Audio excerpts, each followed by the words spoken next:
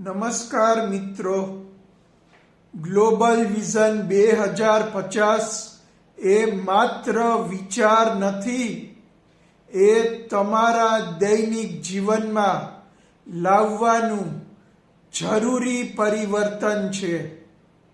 દરરોજ પ્રશ્ન કરો કે શું હું સત્યના પક્ષમાં છું? શું મારી ભાષા અને સંબંધો માનવતાને મજબૂત બનાવે છે? તમારું કાર્ય માત્ર પૈસા માટે નહીં, પણ મૂલ્ય માટે કરો. શિક્ષણ, કાર્ય, સંબંધો અને ભાષા, આ દરેક ક્ષેત્રમાં સમન્વય લાવો. આવી નૈતિક જીવનશૈલી અપનાવવાથી સત્યયુગ શક્ય બને છે.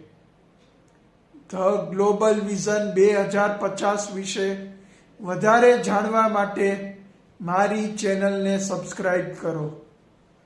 ધન્યવાદ.